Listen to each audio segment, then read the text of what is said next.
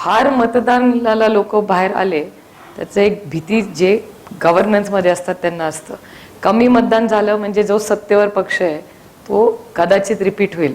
मोठ्या संख्येने मतदान करायला बाहेर आले त्याचा थोडासा असा अर्थ की तुमच्या विरोधात लोक रस्त्यावर उतरलेत म्हणजे तुमचं सरकार जाणार आहे.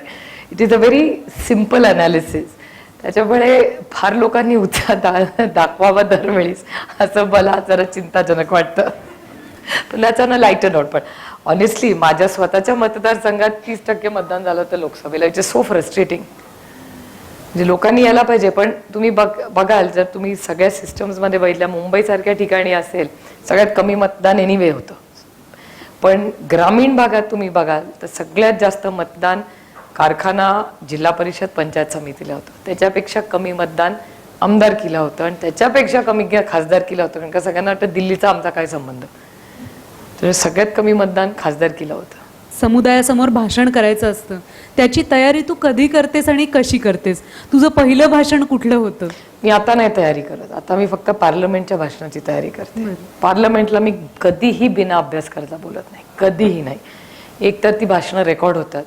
दुसरी तिथे बसलेल्यांना तुम्हाला सगळ्यांना पटत नसेल कदाचित पटणार नाही पण तिथे बसलेले जे 540 लोक असतात आणि जे टी व्हीवर तुम्हाला बघत असतात त्यांना आपल्यापेक्षा नक्कीच सगळं जास्ती समजत असतं. त्याच्यामुळे बघणारा तिथे आत असणारा आणि 250 जे राज्यसभेत बसतात तेही बघत असतात आमच्याकडे कधी कधी. त्यामुळे ह्या सगळ्यांना अभ्यासपूर्वक भाषणच करावं लागतं. एखादा मुद्दा चुकला तरी पटकन हे बघतात की हा कुठला मुद्दा काढलाय नाही.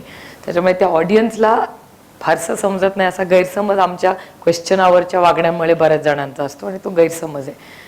कारण का सगळेच फील्डवर काम करत असतात. हे सगळे इलेक्टेड मेंबर्स आहेत. प्रत्येकाचा इंटरेस्ट एखादा वेगळा कमी जास्त असू शकतो पण नॉलेज एखाद्या विषयाबद्दल म्हणजे आता तुम्हाला छोटंसं उदाहरण देते की शिक्षणाबद्दल शिक्षण धोरणं समजणारे खूपशे लोक पार्लमेंटमध्ये आज आहेत जे ऑफ द रेकॉर्ड तुम्हाला नंबर सांगू शकतात.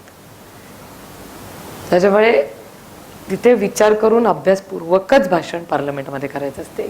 आणि पार्लमेंटमधलं भाषण आणि पब्लिक स्पीकिंग ह्याच्यात खूप अंतर आहे. कारण का ते वेगळं भाषण असतं हे वेगळं. तेच थोडंसं अकॅडमिक अभ्यासपूर्वक पॉलिसी मेकिंग लेजिस्लेटिंग मेकिंग भाषण असतं. आणि आम्ही जे एरवी इथे तिथे सगळीकडे करतो आता मतदारसंघातलं भाषण हे मतदारसंघ ओरिएंटेड असतं. एखाद्या संघटनेली बोलवलं तर संघटनेचं भाषण असतं. एखाद्या कॉलेजमध्ये बोललं तर अर्थातच ते कॉलेजमधलं भाषण असतं. त्याच्यामुळे कुठल्या इन्स्टिट्यूटमध्ये जाणार असेल माहिती कमी नसेल तर वाचून गेलेलं इज ऑलवेज बेटर. पण पार्लमेंटमध्ये एखाद्या महत्त्वाच्या विषयावर जेव्हा बोलायचं असं म्हणजे आता इंडो न्यूक्लिअर डील जेव्हा झाला त्याच्यावेळेस मी भाषण केलं होतं पक्षाच्या वतीने तेव्हा सगळे बघत इंग्लिशमध्ये हिंदीमध्ये? नाही मी इंग्लिशमध्येच भाषण करते पार्लमेंट नेहमीच. कारण का मराठीमध्ये करून उपयोग नाही किंवा मग ट्रान्सलेटर मागायला लागतो. आणि दिल्लीमधलं हिंदीचं माझं हिंदी एवढं चांगलं नाही. माझं मुंबईचं हिंदी आहे.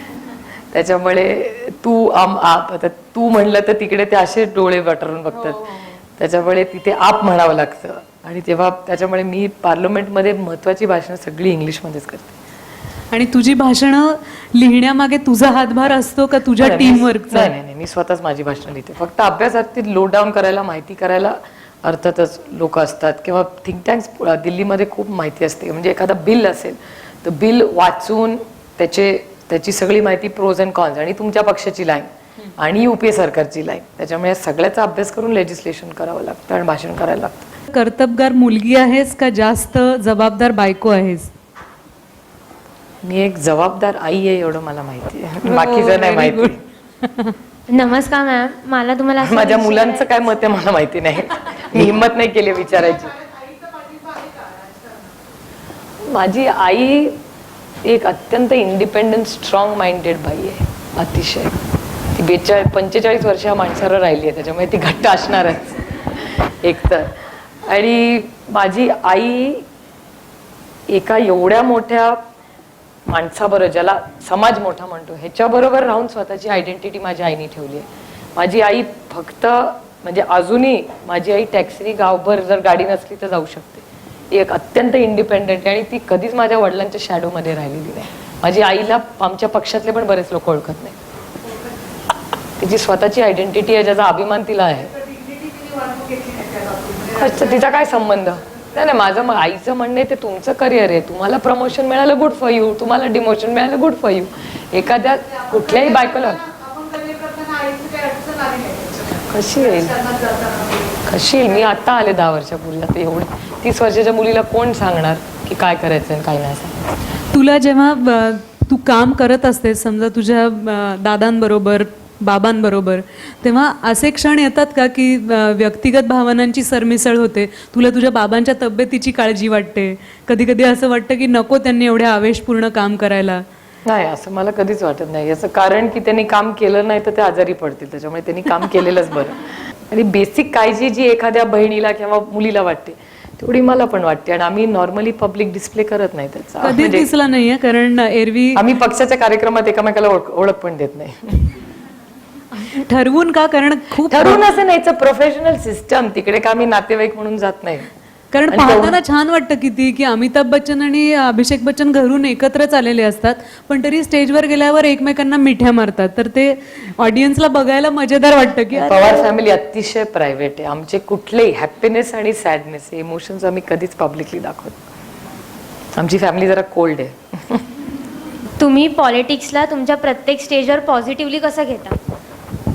म्हणजे त्याची डार्क साईड पण आहेच ना. Everything has a dark side in life. हा, मग तुम्ही त्याला पॉझिटिव्हली दृष्टिकोन देऊन असा एक सगळे प्रॉब्लेम सॉल्व्ह करण्याचा प्रयत्न कसा करता? मी सगळे प्रॉब्लेम सॉल्व्ह करायची जबाबदारी स्वतःवर घेतलीच नाही. एकतर हा, म्हणजे काही मी कन्व्हिक्शननी मला पाहिजे तेवढं, मला जमेल तेवढं, मला झेपेल तेवढं मी करते काम. कुठलंही म्हणजे माझ्या मुलांनाही मलाही वाटतं माझ्या मुलांनी बोर्डात यावं. ते येणार आहेत का? नाही की नाही. जेवढा मेंदू मला आणि सुधारणला आहे तेवढाच त्यांच्यात येणार. त्याच्यामुळे आपण अशा कुठल्या गोष्टी फार करू नये, पण आपण आपल्या कपॅसिटीची जी प्रयत्न आहेत ते शेवटच्या पीक पर्यंत ट्राय करायचं. इकडे परवाच माझ्या मतदारसंघातली एक मुलगी आली होती.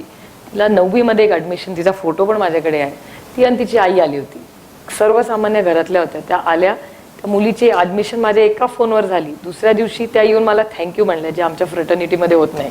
आणि त्यांनी मला एक 10 पेढे दिले असतील, पण त्यांच्या चेहऱ्यावरचं जे एक्सप्रेशन होतं वॉज वर्थ $1 मिलियन. ते मला कधीच लंडन, पॅरिस, न्यूयॉर्क फिरून इथे बसून मिळणार नाही. That makes our job worth living ma'am. कारण का ते माझं पर्सनल ॲस्पिरेशन आहे.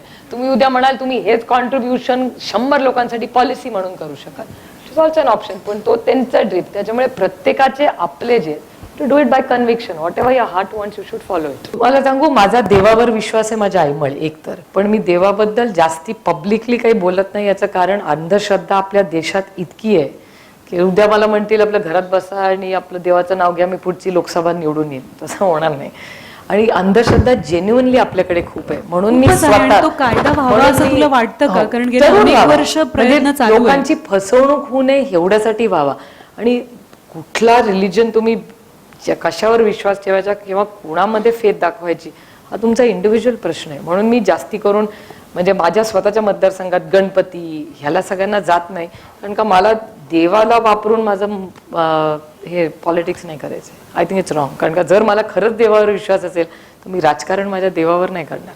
आणि देवाचा माझा डायरेक्ट कॉन्टॅक्ट आहे. आय डोंट गो वाया. म्हणजे मी स्वतःसाठी काम करते, मी दुसऱ्यांसाठी नाही करत. मला आवडतं म्हणून करते. ज्या दिवशी मला वाटेल this is not a working, I will find something else.